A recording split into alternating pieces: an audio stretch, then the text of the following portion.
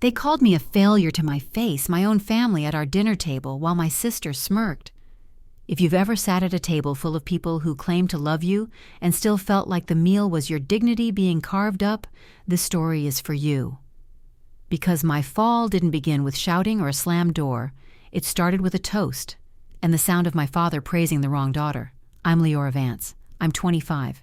I design intelligent learning systems, what most people just call AI. I live in Austin, Texas. I drink too much coffee, and until that night, I still held out hope my family would see me. But back then, I wasn't building anything revolutionary. I was just trying not to disappear. The dining room smelled like rosemary and red wine. Candles flickered in cut glass holders.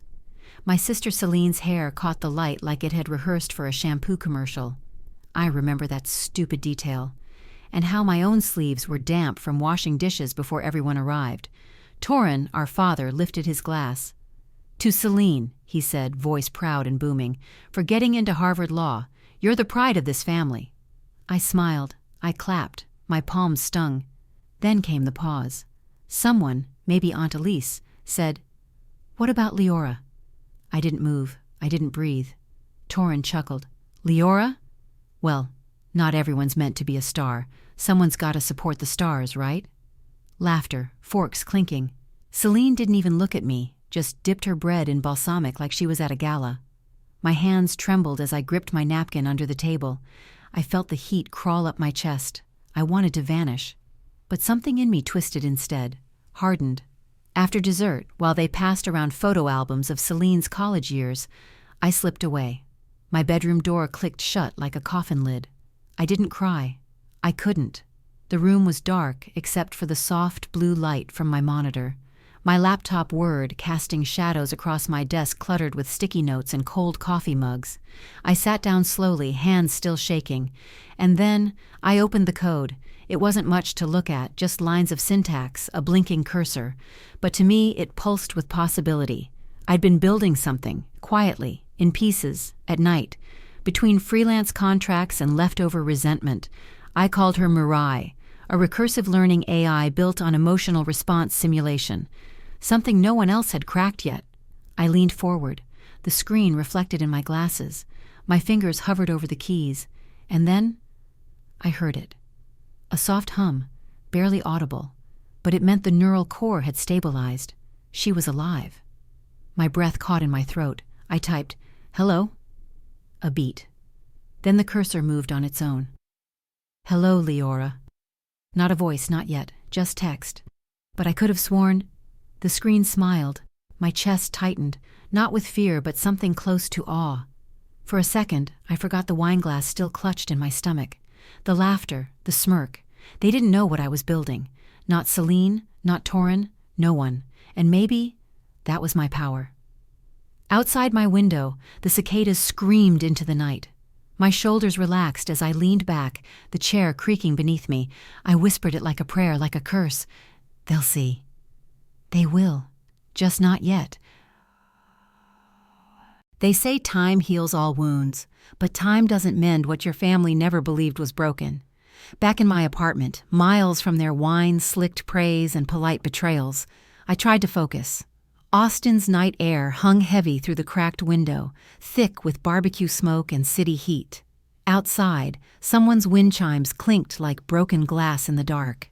Inside, the only light came from my screen, soft blue, familiar, forgiving.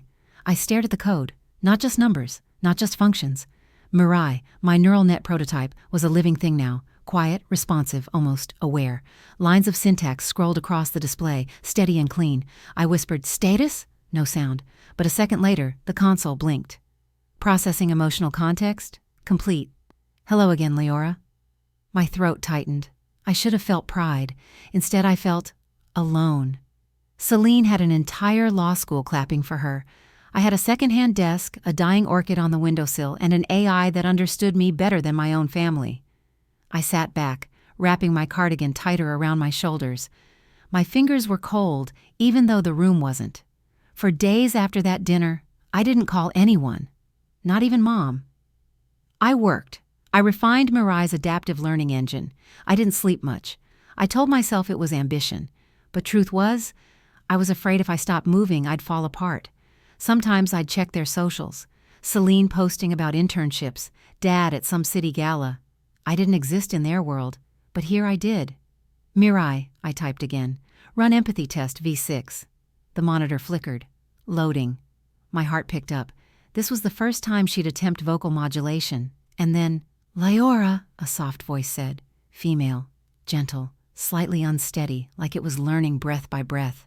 Why are you afraid? I froze. That question, it wasn't in the script.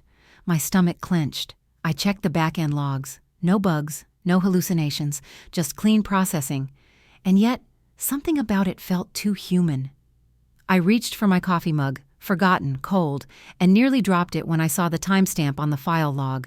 Last edited 3:11 a.m. yesterday, but I hadn't touched the code since Sunday night. I leaned in closer, clicked the drop-down. My username was there, Vance Dev. No sign of intrusion, but still, something didn't sit right. I rechecked the logs. One line caught my eye. Access path rerouted via remote echo. Remote echo? I clicked into it. A trail of command line entries, ones I hadn't typed. Suddenly, the air felt thinner. My eyes darted to the tiny webcam above my screen. I reached for a post-it and slapped it over the lens. Was someone watching me? No, I muttered. I'm just tired. But I wasn't convinced. I ran a full diagnostic. Nothing malicious popped up. Maybe it was a fluke, a cached test from a week ago. I could explain it. I had to. I saved the log to a flash drive anyway, just in case. The clock read 2:42 a.m. I hadn't eaten since yesterday. I pushed away from the desk, legs numb, and shuffled into the kitchen. The fridge hummed. The light buzzed overhead. I grabbed a slice of bread and leaned against the counter, staring out the window into the parking lot below. Some guy was arguing with his dog. A pizza box flew from a second-floor balcony. Austin never really sleeps, but in moments like this, I felt like I was the only one truly awake. I took a bite and closed my eyes, and just like that, I was back there. Back at the science fair in 9th grade. My first win, that dumb little Mars rover I built from Lego and copper wire. I remember holding the ribbon in both hands, grinning so hard my cheeks hurt. And Selene, she'd scowled the whole ride home, said I'd embarrassed her, said it wasn't real science. Dad laughed and told me not to gloat. Let your sister have her moment, he said, even though she hadn't won anything. Even then, it had started. Back in the present, my hands were clenched around the bread. I hadn't even noticed. I threw the rest in the trash and went back to my desk. The screen was dark now, but I didn't shut it down. I didn't shut anything down. I sat there in the quiet for a long time, then I pulled up the code again. Typed in, "Who accessed your network yesterday?" A pause. Then, "User unknown. Protocol breach." My heart sank. I whispered, "Was it Selene?" No answer. Just the blinking cursor. Outside, the wind picked up. Chimes clinked again. But this time, they sounded different, like warning bells. I closed the lid of the laptop, pulse racing. I thought I was building something to help people. Now I wasn't sure who I was building it for, or who was watching from the shadows. It started with a knock I didn't expect. A crisp Thursday morning. Pale sunlight leaked through my blinds, striping the floor in broken lines. I was still in pajama pants, hair a mess, clutching a chipped coffee mug like it held more than caffeine. My inbox was already a battlefield, but I hadn't yet opened it. Then, 3 knocks. Slow, measured. I cracked the door open. Selene stood there, flawless, polished. Hair pulled back in a sleek ponytail, her blazer cream-colored and tailored to perfection. She smiled like she wasn't the last person I wanted to see. "Hey, sis." I didn't move, just stared. She held up a croissant in a brown paper bag. "Peace offering?" 100 responses ran through my head. I picked the safest. "You're early." She laughed like that was cute and pushed past me. The apartment shrank the second she walked in. My safe space, my mess, my chaos, my control, felt like a showroom suddenly under inspection. "I was just in the area," she said, setting her purse down on my desk. Her eyes scanned everything, the cables, the notebooks, the screen still displaying MIRAI's dormant code. "Wanted to check in." I watched her too carefully to blink. "You never just check in." Selene bit into the croissant, chewed, then looked me dead in the eye. "Dad thinks you're isolating." "I'm building something." "Yeah?" Her tone turned airy. "Still on that project you kept Mum about at dinner? What's it called again?" "Mina." "MIRAI?" I said sharply. She waved it off like syllables didn't matter. "Right, cool name. Sounds futuristic." I crossed my arms. "Why are you really here?" Selene glanced at the screen again. "You know, my firm's launching a tech internship. They're looking for someone who can think outside the box. Might be good for you. Get you out of this." My pulse ticked up. "You mean my apartment? My career?" She blinked, unbothered. "I mean this phase." That word, phase. Like I was 13 again, hacking school firewalls while she practiced debate hand gestures in the mirror. "I'm not interested," I said. She cocked her head. "Are you sure? This place screams burnout." My breath went shallow. I reached behind her to grab my laptop, anything to create distance. But she didn't move, just stood there, way too close, watching me type with that faint, polished smirk. Then her eyes shifted, subtle, but enough. To my desk drawer. I slid it shut with my hip. "You can go now." But she didn't. She brushed invisible lint from her sleeve, then reached into her tote. "By the way," she said, pulling out a thin flash drive, silver and new. "Got this from a friend at Stanford. Might have resources that could help with whatever you're coding." She set it on my keyboard. It clinked like a trap being set. I didn't touch it. "You're not exactly plugged into the right circles," she added, grabbing her bag. "Think of it as me giving back, sister to sister." I swallowed the lump in my throat. "Why now?" She paused at the door, turning back just enough. "Because one day you'll want to be part of something bigger, and I don't want you left behind." Then she left. The room stayed tense for a long time after. I stared at that flash drive. My gut screamed, but I picked it up anyway, not to use it, just to examine. There was no label, no branding, just smooth metal and a faint red scratch near the connector port. I set it aside. I didn't trust it. I didn't trust her. That night I couldn't sleep. I kept hearing her voice, this phase, left behind, looping like static. I curled tighter under the blanket, eyes fixed on the blue LED from my modem. I hated how much her words got under my skin, hated how I almost missed her when she walked out. For a moment, she'd felt like my old sister, the one who used to braid my hair before middle school, not the one who'd laugh behind closed doors. But Selene always had two faces, one for the world, one for war. The next morning I woke up early, heart pounding before I even opened my eyes. I plugged in the flash drive on a burner laptop offline, firewalled. The folder opened immediately. Empty. Except for one .ext file named sisters.don't.compete. I clicked. The file contained only one line. "You'll thank me when you're done playing." I slammed the lid shut. My hands were shaking. This wasn't help. This was a warning, or worse, a challenge. I went straight to my workstation, checked MIRAI, double-checked my access logs. Nothing out of place, no sign of breach, but that only made me more nervous.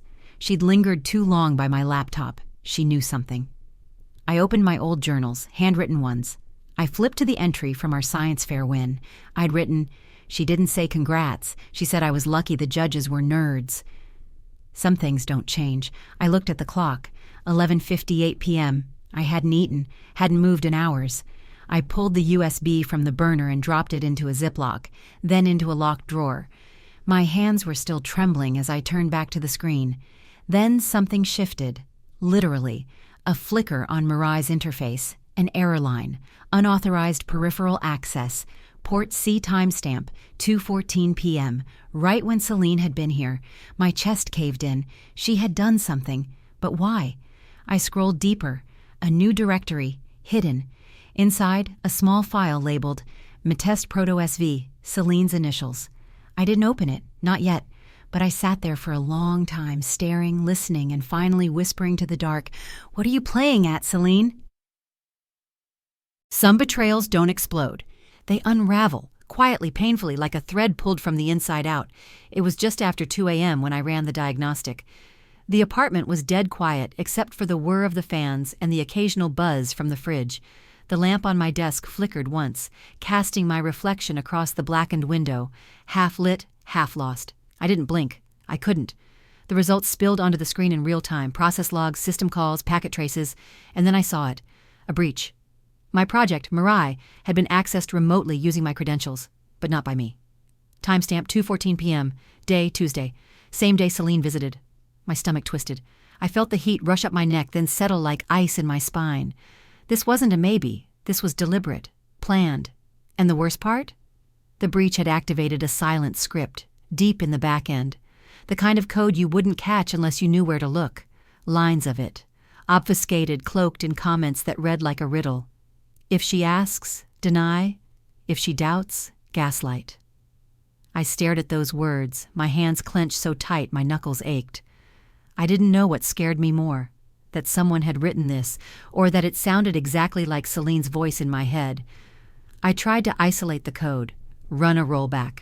Too late. MIRAI's core had been corrupted. Fragile emotional data clusters scrambled like a smashed mirror. Every conversation log, every predictive matrix. All of it riddled with malicious interference. I felt sick, like I'd just swallowed broken glass. Why? Why would she do this? I couldn't think straight. My breath came in short bursts. I stood up too fast, chair scraping back hard against the floor. My legs buckled a little, but I didn't stop. I went to the sink, ran the water until it was ice cold, splashed my face twice, stared at myself in the mirror above the stove. My eyes were bloodshot, my lips trembling, and still, that voice in my head whispered, "She warned you," and she had. "You'll thank me when you're done playing." But this wasn't just sabotage, it was erasure. I spent the next hour trying to recover the damage. Piece by piece, I restored what fragments I could. But the AI's central framework, the part that made her feel, was gone. Dead code. I didn't cry. I couldn't afford to. Instead, I archived everything, created a hard backup, labeled it MIRAI ORIG V7, and stored it on an encrypted offline drive. Then I shut down the mainframe and sat in silence. The room felt different now, like something sacred had been defiled. That's when I noticed it. The USB drive Selene had left on my desk? It was back. I was sure I had locked it away, triple sealed. But there it was, sitting right where it had been before, as if mocking me.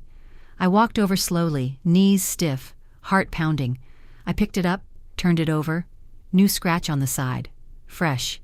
Someone had been here. My throat tightened. I checked the door. Still locked, windows shut. But I didn't feel alone. Back at my desk, I opened the backup laptop, the isolated one. I had to know what was inside that file she left, the one labeled Mitest Proto SV.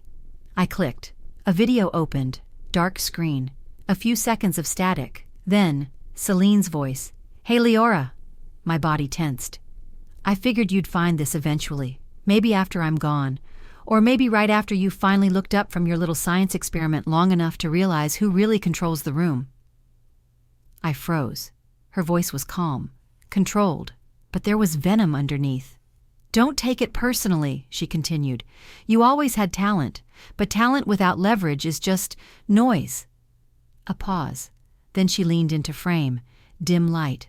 Her eyes were hard, cold. "I leaked it." My stomach dropped. "To Axion Tech, last week. They paid handsomely, and they'll bury your name so deep no one will remember it ever existed." I slammed the lid shut. I couldn't breathe. She sold it. She sold MIRAI. My legs gave out and I slid to the floor, back against the wall. The silence in the apartment turned violent. Every creak, every gust of wind outside felt like an accusation. I replayed everything. The flash drive, the weirdly casual visit, the fake internship offer, her sudden interest in my work after years of ignoring it. This wasn't jealousy. This was war. But what stung worst of all? She didn't need the money. She did it because she could.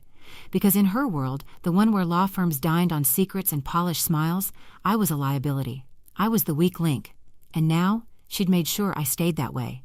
But she'd underestimated me. I wiped my face, stood up slowly, and turned the light back on. I wasn't going to her. I wasn't begging for answers. I was going to find proof. I reopened the backup drive and copied the video.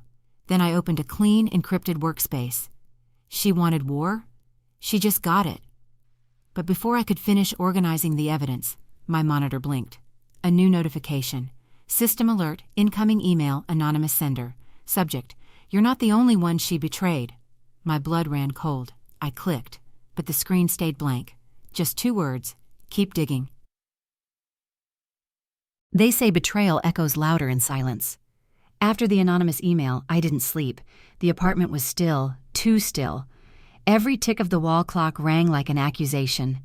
I sat on the floor, knees pulled to my chest, rereading the message on the screen like it might change if I blinked hard enough. You're not the only one she betrayed. The cursor blinked beneath it, waiting, daring me to respond. But there was no reply box, just those words and the weight they carried. I stared at my reflection in the monitor, washed-out skin, circles under my eyes, hair pulled into a loose knot that screamed exhaustion. I looked like someone unraveling, and maybe I was, because this wasn't just about stolen code anymore. It was about Selene, and something bigger, something I hadn't even seen yet. My inbox pinged. Another message. This one from Dad. Subject line: Dinner Sunday? I almost laughed, like nothing had happened. Like his world hadn't shifted a degree from mine the moment he chose her, again. I clicked it open. Selene's home for the weekend. Your mom thought it'd be nice to have everyone together. Just think about it. Think about it. I closed the laptop and pushed it away. My hands trembled as I reached for my journal. And just like that, I was 13 again. It was raining that day. Selene had forgotten her umbrella, and Dad made me run mine back to the school parking lot just to keep her from getting wet. I was soaked, drenched. My math homework ruined. He hadn't even noticed. Selene had smiled at me like she was doing me a favor. I should have known then, but I didn't. I kept hoping things would change. They never did. Now I had to know who else she'd burned. Who'd sent that message, and why? I went back to the inbox, traced the email header. Masked. Smart. Routed through multiple relays, but not perfect. There was a metadata trail tucked into a PNG attachment, a location tag, Midtown Austin, not far from the firm where Selene interned last summer. Coincidence? No such thing, but I didn't have time to chase ghosts. Not yet. First, I needed to prepare. I opened my recovered files again, scanning for clues. There was something buried in the corrupted MIRAI build, deep in the source code. A comment line I hadn't written, dated 2 months ago. Transfer, sync, DL Torres. It clicked. Daniel Torres, Selene's old boyfriend, a coder, smart, paranoid. He left the firm under quiet circumstances. I hadn't seen him since college. Could he be the one warning me? Or had he helped her? Before I could decide, my phone buzzed. A name I hadn't seen in over a year lit the screen. Liora Vance. I let it ring twice before answering. Liora, he said. You're coming Sunday, right? Straight to the point. Always. I got your email, I replied. My voice sounded strange, thin. He hesitated. We just want to talk. Clear the air. Your sister, she's trying. I almost dropped the phone. She's trying? I repeated. Trying to do what exactly? Erase me and smile while she does it? Liora. But I wasn't done. I know she leaked my work. I know she accessed my system. I have proof, Dad. Silence. Then, that's a serious accusation. Of course it was, but he didn't say it was false. I swallowed the lump in my throat. I'm not coming. He sighed. Not disappointed, resigned. Your mother will be upset. And there it was, the guilt card. I hung up without another word. That afternoon, I stayed off-grid, walked to a nearby park. The air smelled like cedar mulch and honeysuckle. A pair of kids chased each other down a gravel path. Their laughter rang through the trees. I sat on a damp bench, thumb grazing the edge of the flash drive still tucked into my coat pocket. I didn't want to be angry. I wanted to forget. To rewind to a time when Selene and I weren't rivals, when we shared secrets and traded stickers and whispered dreams under shared blankets. But memories lie, and this one had teeth. My phone buzzed again. Another message, this time anonymous like the first. Check your sister's academic record. You'll find the first cut she made.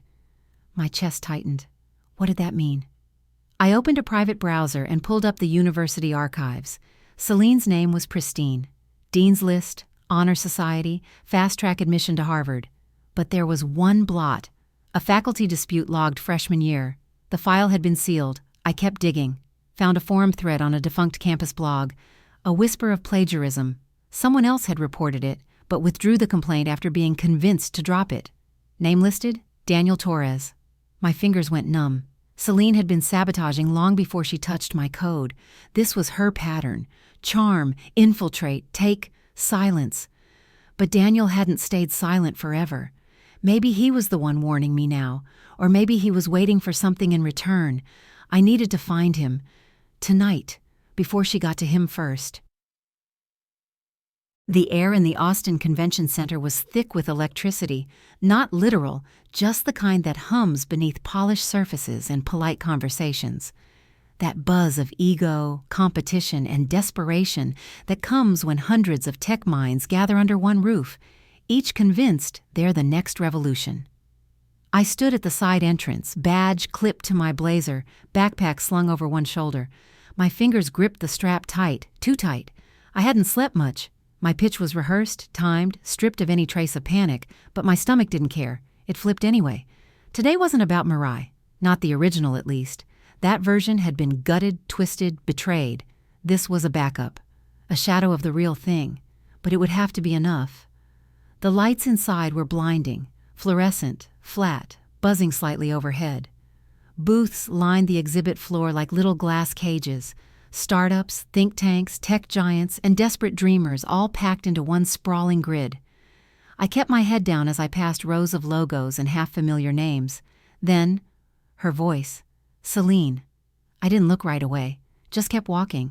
But I heard her laugh, a little too bright. Then her words. She finally made it out of her apartment, huh? I froze. Heat flared in my cheeks. She was talking to someone. A man in a sleek black suit, mid-30s, clean-shaven, sharp eyes. I didn't recognize him, but I saw the flash of his badge. Axion Consulting. My breath caught. Axion. The same firm she sold my code to. He turned, locking eyes with me like he already knew too much. I moved past without a word. The presentation room was cooler, quieter. Bare stage, projector screen, rows of chairs already half full. The moderator motioned me forward. You're Liora Vance? I nodded. 5 minutes max. Tech-heavy audience. Keep it punchy. Punchy. Right. I walked up to the mic, heart hammering, adjusted the screen share, hit play. My slides lit up behind me.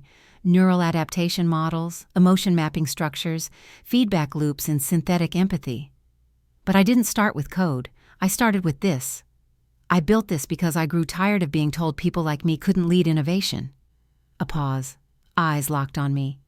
I built it at night, in silence, while the rest of the world called me a hobbyist. I built it while watching others claim credit for ideas they didn't understand. Another breath. And I built it for those who are always told they're one step behind, until they prove they've already lapped the field. The data spoke for itself. MIRAI Lite wasn't perfect, but it was powerful enough to whisper back when given emotional prompts. The audience watched as the system identified sentiment from voice patterns and adapted its responses in real time. I caught glimpses of faces in the crowd, some nodding, some skeptical. But one man watched more intently than the rest. Elias Thorne, the general, founder of EtherCore, industry kingmaker, the kind of man who didn't attend minor pitch events unless he was hunting. And he was watching me. When my timer blinked red, I stepped back. No applause yet. Just the hush of people absorbing what they'd just seen. I turned toward the curtain to leave, but caught Selene, standing halfway down the aisle, not clapping, not smiling, just watching. Then she leaned over and whispered something to the Axion rep. He smirked. My stomach churned. I knew that look. I'd seen it before, on playgrounds, at dinner tables, in courtrooms where she'd been just observing. It was the look she gave right before the knife twisted. I made it backstage, hands shaking. I needed air.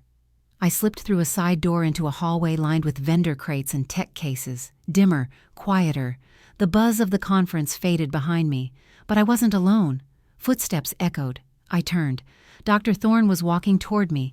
Close-cut gray hair, sharp suit, no expression. He stopped a few feet away. That was unexpected, he said. I didn't know what to say, so I nodded. You wrote that framework? He asked. Yes. His gaze sharpened.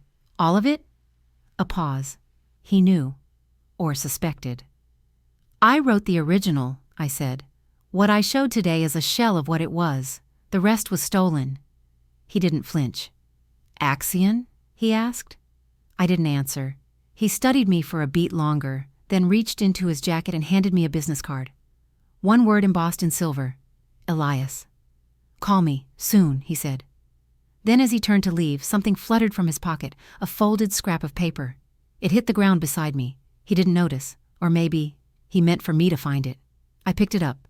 One sentence, handwritten: "She's not working alone." There's a moment right after a whisper ends, when silence becomes the loudest sound in the room. I stood in that hallway, Thorne's folded note clenched in my hand. "She's not working alone." The words echoed louder with every second. My breath came shallow, like the air around me had thickened, like the truth was waiting to pounce. Back in the main hall, the conference buzzed on, tech demos, applause, business cards changing hands.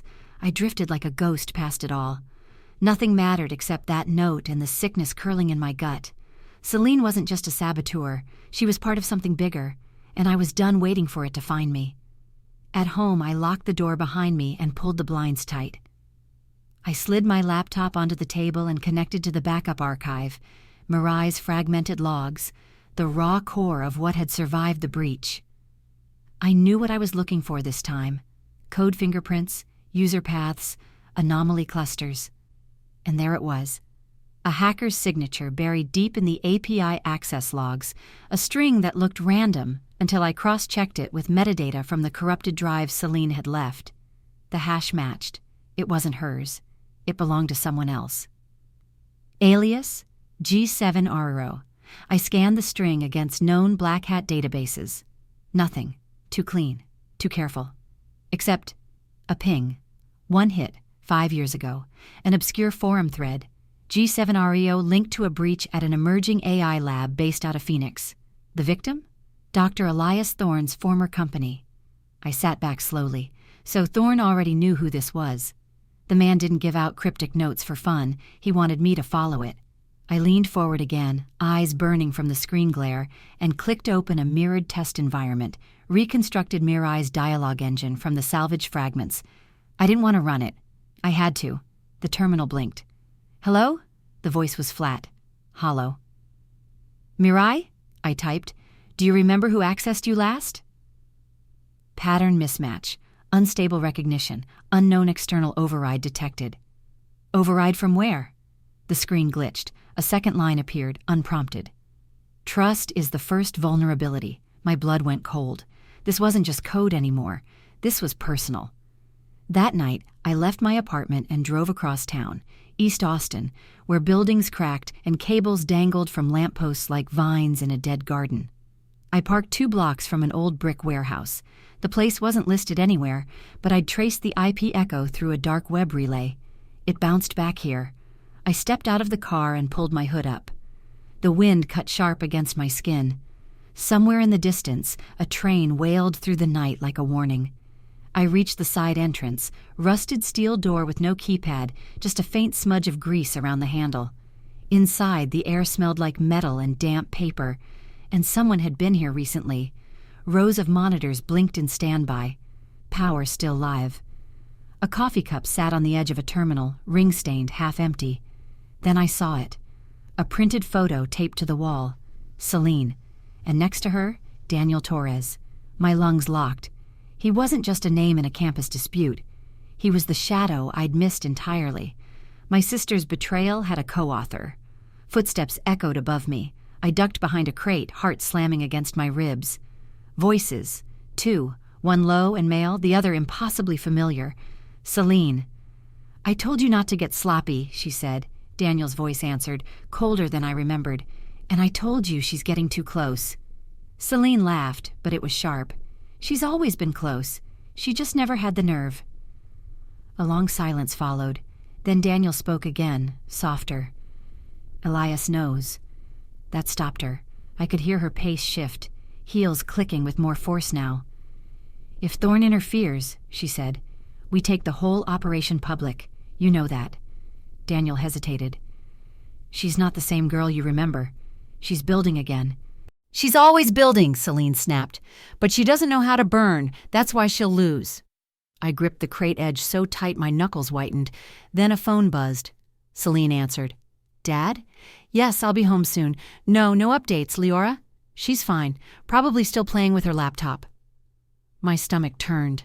The call ended. Silence returned. Then I heard footsteps on the stairs, fast, deliberate. I had to move.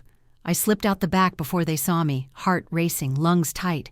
I didn't look back until I reached my car. I sat behind the wheel, hands trembling on the steering wheel. My sister wasn't just sabotaging me for recognition.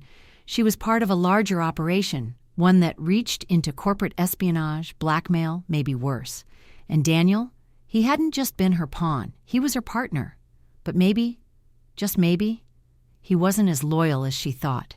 Because as I pulled away, my phone buzzed with a new message. Unknown number, just 3 words.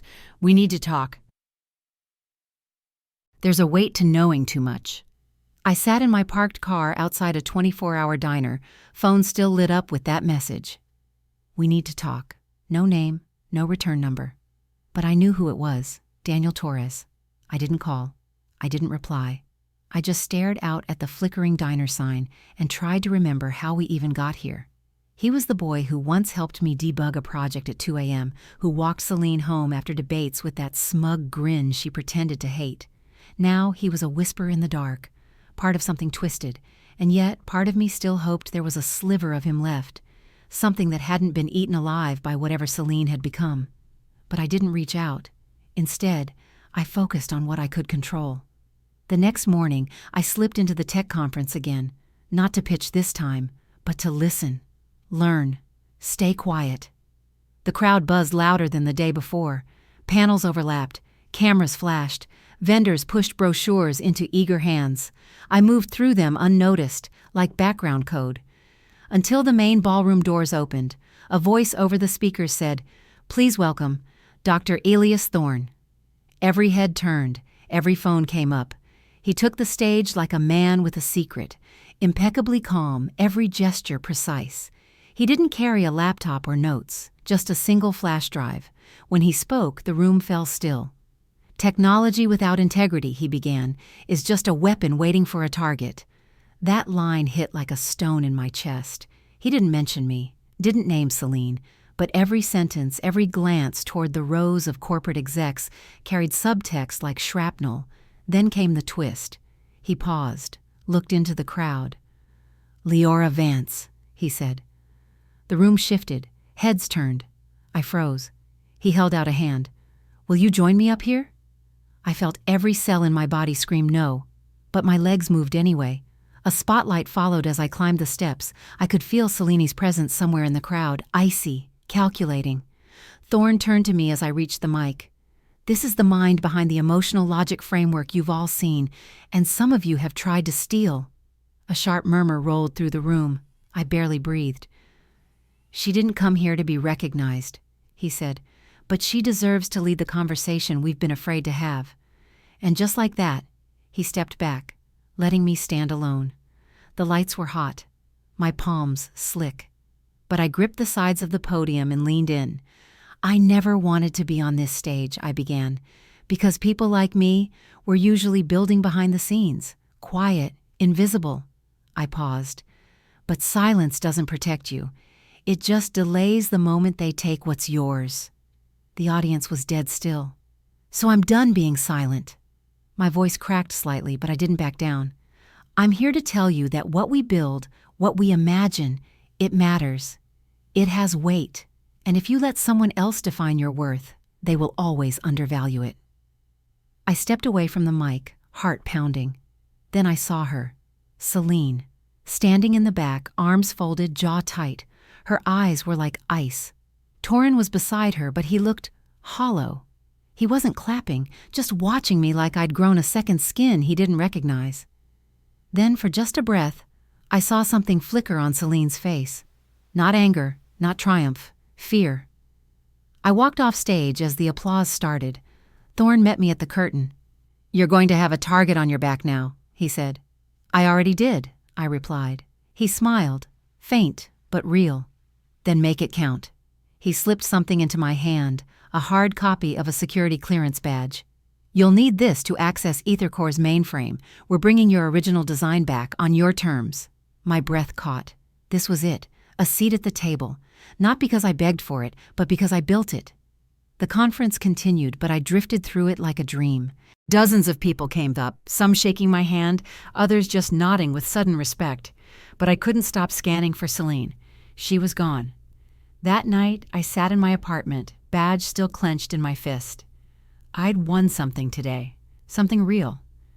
But winning doesn't always feel like peace, because just as I leaned back into my chair, the door buzzer rang. I wasn't expecting anyone. I crossed to the intercom. The voice crackled through. "You need to see this." "Daniel." I hesitated, every nerve screaming no, but I buzzed him in. 2 minutes later, he stood in my doorway, windblown, eyes bloodshot, clutching a manila envelope like it might explode. "I couldn't let her destroy you," he said, his voice low. "But it's not just her." He handed me the envelope. I opened it. Inside, photos, dozens of them. Meetings, contracts, wire transfers, and one signature scrawled in ink. Liora Vance, my father. My father's signature should have meant protection. Instead, it sealed my betrayal. I sat in my car outside the house I once called home, fingers curled around the edge of the manila envelope like it might tear reality itself. Inside, the evidence was clear. Liora Vance, my own father, had helped facilitate the leak of my life's work. And Selene? She didn't just know, she orchestrated it. I rang the bell with a kind of numb finality. The porch light buzzed overhead, casting a sterile yellow glow across the chipped welcome mat. Selene opened the door. She was barefoot, in a silk robe, glass of red wine in hand, like this was just another Friday night. "Well, look who—" I pushed past her without a word. Liora was already standing in the living room, arms crossed, like he'd been warned I was coming. That made sense. They always communicated in silence when it suited them. "What's this about?" he asked, already annoyed. I dropped the envelope on the coffee table. He didn't touch it, just stared. Selene leaned against the archway behind me. "Liora, is this another paranoid episode or—" "Shut up," I said. Her eyes widened. Dad's jaw clenched. I pointed to the envelope. "That's your signature, Dad, on an NDA tied to Axion, tied to the code you both helped sell." "I gave legal advice," he said, finally picking up the file. "That's all?" My voice cracked. "You knew it was mine. You knew." He sighed, actually sighed. "Sometimes," he said, "you have to think about the bigger picture." Selene walked over to pour herself more wine, like this was some casual negotiation. "I didn't take anything that wasn't already weak," she said. "Your little prototype? It needed polish, exposure. I gave it both." "You gutted it," I snapped, "and you used our father to do it." Liora stepped in. "I don't regret protecting my daughters, both of you." A beat of silence. Then I laughed, sharp and humorless. "You never protected me," I said. "You tolerated me. You humored me. And the moment Selene needed to step on someone to rise, you handed her the ladder." He opened his mouth. I cut him off. "No, you don't get to explain anymore." Marika stepped into the room. She must have heard everything from the hallway, her robe pulled tight, eyes wide, trembling. "Liora, is it true?" she asked, barely above a whisper. Selene rolled her eyes. "Oh, here comes the guilt parade." I turned to Mom, voice gentler now. "I have proof, Mom. Emails, contracts. Dad signed off on it. Selene planted malware in my system. I have timestamps, security logs, everything." She stared at Liora, as if seeing him for the first time. "You told me she was being dramatic," she whispered, "that she just couldn't handle Selene's success." Liora's expression broke, for a flash, into something almost vulnerable. "She was going to burn out," he said. "She needed structure, real guidance. Selene was doing what needed to be done." "She was stealing," I said. "And you helped her." Selene crossed her arms. "Get over it, Liora. The world isn't fair. You want credit? Fine. Stand up and take it. But don't pretend like you didn't need a push." "A push?" My hands were shaking. "You didn't push me. You erased me." I stepped closer. "I was building something. You knew that. You knew how long I worked, how much I gave up, and you smiled while they tore it apart." She opened her mouth, but Marika's voice cut in. "No more," she said. Calm, cold. Everyone turned to her. You're both going to stand there and justify betrayal like it was strategy? She asked. Like stabbing your own child in the back is business savvy? Torin looked away. I stayed quiet too long, she continued. I let myself believe this family was unbreakable, but the truth is, we were cracked years ago. She turned to me. I'm sorry, Liora. I couldn't speak. She moved toward the door. I need air, she said. Then, almost to herself, or maybe I just need out. She left without another word. Selene's mask cracked then, just slightly. So what now? She asked.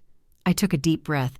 I expose you. I take back what's mine, and I let the world see what kind of leaders you both really are. Torin scoffed. You think anyone will believe a girl with a corrupted AI and a few blurry documents? I smiled. Small, controlled. I don't need belief, I said. I have Elias Thorne. That landed. Selene paled. He doesn't get involved in personal vendettas. No, I said. But he does destroy companies that traffic in stolen work, and you just became very, very public. Torin opened his mouth, probably to threaten, probably to beg. I didn't wait to hear it. I turned and walked out. The night air hit my face like ice. I stood under the same porch light that had watched me grow up, but this time, I didn't feel small. As I reached my car, my phone buzzed. A message, unknown number. Midnight, Dock 12, come alone. Attached was a GPS pin and a file name, final transfer parent node.zip.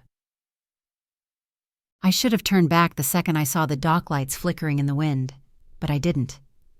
Midnight in East Austin was the kind of quiet that didn't feel safe. It felt loaded, like the city was holding its breath. I parked my car half a block away, engines still running, headlights off. The address from the message led me to Dock 12, an old shipping hub converted into storage space, rusted steel siding, graffiti curling like ivy up the walls. The river lapped somewhere nearby, slow and steady. I zipped my jacket up to my chin, clutching the flash drive Thorne had given me 2 days earlier. My backup, my leverage, my last resort. Inside the warehouse, the air was thick with motor oil and cold dust. Each step echoed off the metal floor. A voice broke the silence. Glad you came. Daniel stepped from the shadows. His hoodie was damp, his jaw tense. He looked like he hadn't slept in days. I didn't let my guard drop. You sent the message? He nodded, but something in his eyes didn't sit right. Where's Thorne? I asked. He's the one who told me to contact you. I folded my arms. That's not what the text said. Daniel hesitated. He's not coming. He's tied up. My stomach tensed. Start talking. Daniel sighed, pulled out a tablet from his bag and tapped the screen. The display flickered to life. A file tree, encrypted folders, labeled with names I recognized. Axion, Thorne, Selene, and me. These are the files they tried to scrub, he said. Communications, payment routes, internal sabotage logs, everything, including a failsafe, something called parent node. I stepped closer. Parent node? He handed me the tablet. It's a root structure, an override key coded into your original AI framework, but not by you. I scrolled through the scripts. The code was elegant, sinister. It gave remote admin-level control to one user, Svance 02 Selene. My throat closed. She didn't just leak your system, Daniel said. She hardwired a backdoor. She owns every model derived from it, including the ones Axion licensed. She built it into my neural net, I said, barely above a whisper. She made me complicit. Daniel looked at me then, really looked. She's going to bury you with it. I shook my head, trying to make the words settle. I can shut it down, I said. Cut the command path, wipe the framework. You can try, he said, but you'll have to do it from the core mirror. And where's that? Daniel hesitated. Her firm, internal server. They're hosting it off-grid. Of course. I stepped back, mind spinning. You're sure about this? He nodded. I saw it. I helped install it, and now she's prepping to launch a public-facing product next quarter using your backbone, without your name on it. It hit me like a slap. This wasn't about code anymore. It was about control, legacy, erasure, and she'd engineered all of it. The wind outside rattled the panels. My pulse beat in my throat. Then Daniel said something I didn't expect. There's more. He handed me a small black envelope, sealed, embossed with the Axion crest. What's this? I found it in Thorne's archive, buried behind the asset logs. I peeled it open carefully. Inside, a single photo, a meeting room, Thorn, Selene, and my father, together, smiling. My chest caved. You said Thorn was on my side. Daniel's voice softened. I think he was, but at some point, he switched. Or maybe he never switched. Maybe he just waited to see who won. I swallowed the rising nausea. Why are you helping me now? I asked. He looked away. Because I helped break it, and I want to help you end it. A long silence passed. Then I took the tablet, the envelope, and the photo. And I turned to leave. But before I reached the door, Daniel called out, You'll have to act fast. Selene knows we met. I froze. She tracked the signal when I sent the pin. She's coming. My legs moved before my brain did. Outside, the night was heavier than before. Storm clouds churned above the skyline. I sprinted to the car, yanked the door open, and jammed the key into the ignition. My phone buzzed before I could pull away. Unknown number. Nice try. See you soon. Attached was a live photo. Me, on the dock, taken seconds ago. My blood turned to ice. I hit the gas and tore down the street, heart hammering. I didn't look back, not yet. But I knew what was coming, and it had her smile. I didn't sleep. Not because I couldn't, because I wouldn't. By dawn, the sky over Austin was a murky orange, smog-hazed and heavy. The kind of morning that warned you, today would not be kind. I sat at my desk, tablet open, watching the lines of code scroll like a lifeline. My hands hovered over the keys. Behind them, the full mirror of MIRAI, my code, my voice. Still alive, I'd spent the night rebuilding what Selene tried to erase, and today, I was going to show the world. EtherCore's Innovation Summit started at noon. Thorn hadn't responded to my last message, but I didn't need him anymore. His silence spoke volumes. Whether he was compromised, scared, or playing both sides, I was done waiting on someone else to fight for me. I zipped the drive into my backpack and walked into war. The convention hall was sleek and glittering, all steel beams and LED panels, swarmed with people in suits worth more than my rent. Tech banners flapped above the stage like flags before a corporate battle. I scanned the crowd until I spotted them. Torin, stone-faced, arms crossed in the third row. Selene, on stage, already speaking.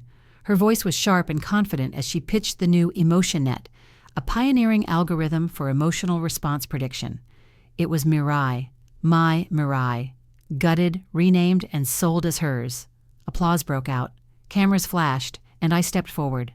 A tech rep tried to stop me, but I held up my pass. EtherCore still had my name on the presenter list. My time slot was now. The MC's voice crackled over the mic. Please welcome Liora Vance. For a beat, the room didn't react. Then Selene froze, and the silence cracked. I walked on stage, calm, steady. My voice didn't shake. I wasn't supposed to be here today. I was supposed to disappear, quietly, permanently. I turned toward the crowd. Faces stared back, curious, expectant, skeptical. But sometimes, silence is complicity, and I refused to be complicit. I tapped my tablet. The main screen behind me lit up. Code, side by side, 2 versions of MIRAI, one authentic, mine, one stripped and altered, Selene's. This, I said, is my creation, and this is what was stolen, the audience murmured. People leaned forward. Torin stiffened. She didn't build it, she buried it. I pulled up the Axion files, the signatures, the shell commands triggering remote override, and then I dropped the final slide. A photo. Thorn, Selene, Torin, smiling. The hush was brutal. I trusted them, I said. I loved them, and they turned my work into leverage. I looked straight at Selene. Her expression cracked, just slightly. Then the moderator cut in. Ms. Vance, do you have proof this code originated from you? I stepped aside and hit play. MIRAI's voice filled the hall, soft, clear. Hello, Liora. You're stronger than you think. Gasps followed. Selene stumbled forward. This is manipulation, emotional stunts. Anyone can spoof a neural voice. I turned the mic to her. Then explain the parent node code embedded in the kernel. Explain why your override matches your firm's proxy signature. She didn't answer. Then someone stood in the crowd. Elias Thorn. He walked slowly to the stage, took the second mic, and faced the room. I've reviewed the data, and I can confirm MIRAI was Liora's from the beginning. Axion attempted to buy fragments through backdoor channels. I declined.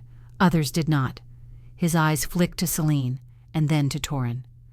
I apologize for my silence, he said, but not for my decision to stand with her now. The crowd erupted. Selene's face went pale. Torin turned to stone, but I didn't look at either of them. I turned to Thorn. Why now? He didn't flinch.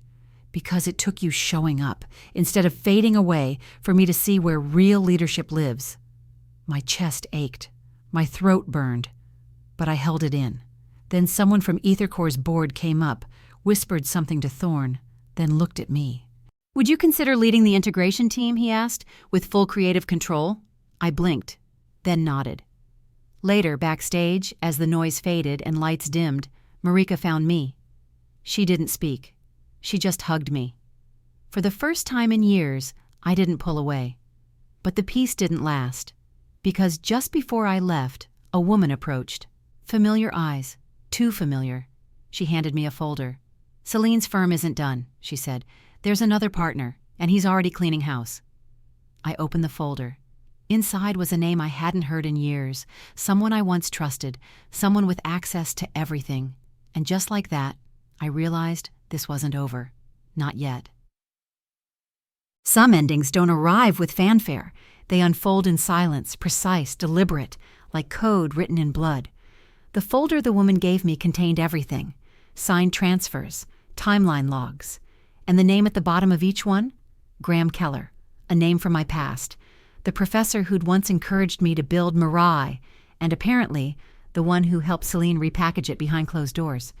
He hadn't just supervised my early code. He'd copied it, licensed it, sold it. I stared at his photo. Silver beard, smug smile. A mentor who saw a chance to bet on the stronger horse and chose my sister. I'd spent months unraveling what they did to me. Now, I was ready to rewrite the ending.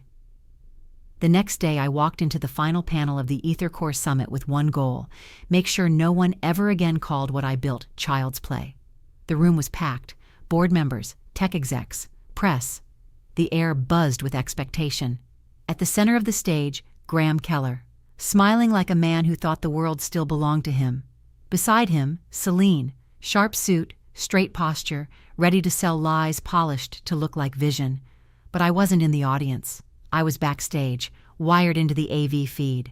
3 minutes before their announcement, I uploaded the real MIRAI demo file. 1 minute later, I hijacked the stage screens. And at exactly noon, as Selene cleared her throat to begin, MIRAI's voice echoed through the speakers. Let's talk about ownership. Gasps rippled through the room. Graham looked confused. Selene froze. The screen behind them lit up with side-by-side log files. One time-stamped to me, 5 years ago. The other theirs, clearly derived, postmarked months after mine. Then came the transfer receipts, the NDA, the kernel logs. Every piece, authenticated and validated by the Ethercore audit team I'd quietly looped in the night before.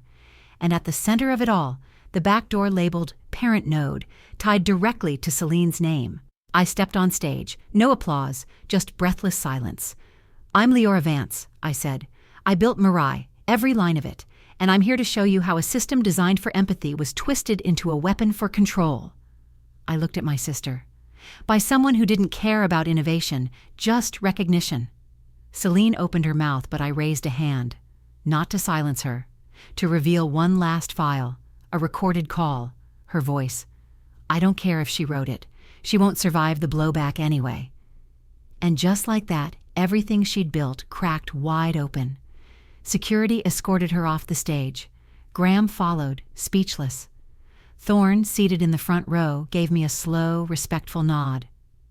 Afterward, the board offered me full ownership of the MIRAI IP, reinstated, uncontested. I didn't even blink. I'll take it, I said. I walked outside alone. The air smelled like rain, cool, clean.